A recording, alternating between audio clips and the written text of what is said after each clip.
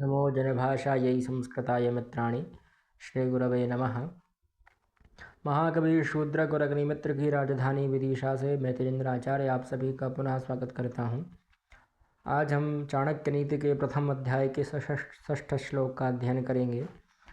षष्ठ श्लोक में बताया है कि किस समय किसकी रक्षा करनी चाहिए और सबसे अधिक किसकी रक्षा करनी चाहिए, सर्वाधिक किस विषय पर ध्यान देना चाहिए रक्षा के लिए। तो कहते हैं कि आपदर्थे धनम रक्षेत, दारान रक्षेत धनैरपि, आत्मानं सततं रक्षेत, दारैरपि धनैरपि।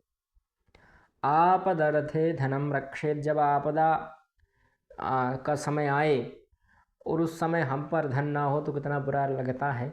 इसलिए आपदा से पहले ही हमें धन की रक्षा करनी चाहिए। अभी जिन्होंने कोरोना का समय देखा होगा उन लोगों को पता होगा कि जो लोग रोज़ कमाते खाते थे उन लोगों के लिए बड़ी समस्या आई, क्योंकि वह कमाने जा नहीं पा रहे थे और धन उनके पास उतना था नहीं, उन्हें एडवांस में जमा करके नहीं रखा था और जो जमा किया था वो सब नोटबंदी में चला गया था। तो इस दृष्टि से अगर उस समय उनके पास धन एकत्रित होता तो उनको लाभ मिलता, पर एकत्रित नहीं था इसलिए नहीं मिला। इसलिए आपदा से पहले ही धन को एकत्रित करना चाहिए, एकत्रित करके रखना चाहिए, है ना, आपदा से बचने के लिए।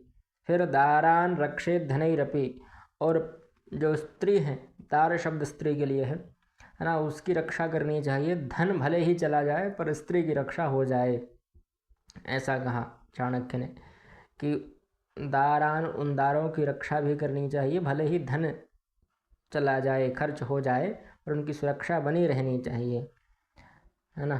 फिर कहते हैं कि आत्मानं सततं रक्षेत, जो आत्मा मतलब स्वयं, हमारी स्वयं की सततम मतलब हमेशा रक्षेत, रक्षा करनी चाहिए।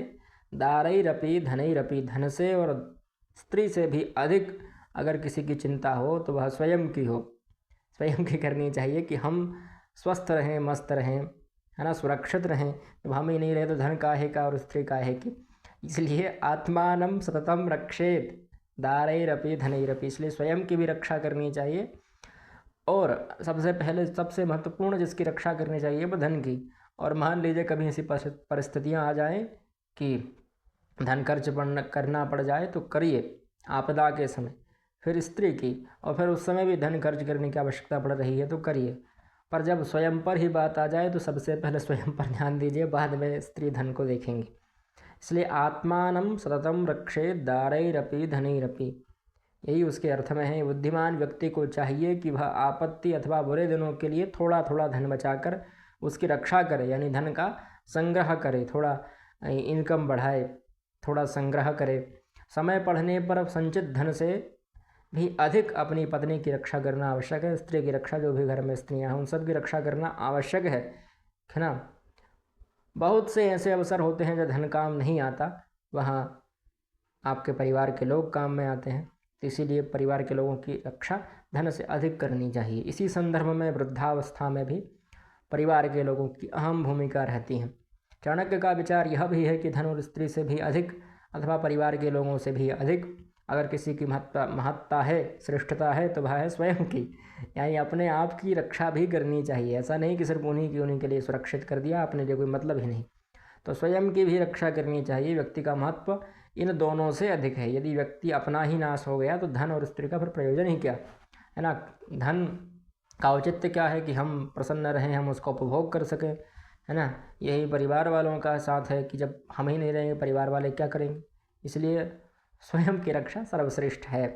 इसलिए व्यक्ति के लिए धन संग्रह और स्त्री रक्षा की अपेक्षा समय आने पर अपनी रक्षा करना अधिक महत्वपूर्ण है।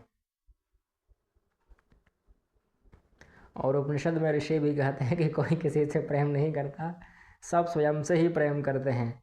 आत्मनस्तु कामाय सर्वम प्रियम भवति, अपनी अपनी कामनाओं के लिए सब प्रिय होते हैं, है ना। इसलिए सब अपनी अपनी कामना से आपसे प्रेम करते हैं, ऐसा नहीं है कि आपसे प्रेम कर रहे हैं, वो सिर्फ अपनी कामनाओं की पूर्ति के लिए आपसे स्नेह रख रहे हैं, है ना। उनका कोई विशेष लगाव नहीं है, निस्वार्थ लगाव नहीं है, किसी ना किसी स्वार्थ, कामना, इच्छा की पूर्ति के लिए आपसे स्नेह है, प्रेम है, निस्वार्थ भाव से नहीं है।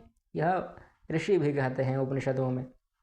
इसीलिए आचार्य चाणक्य ने भी यह कहा कि आत्मानं सततम रक्षेत, आत्मा की भी हमेशा रक्षा करनी चाहिए, स्वयं की सतत हमेशा रक्षा करनी चाहिए।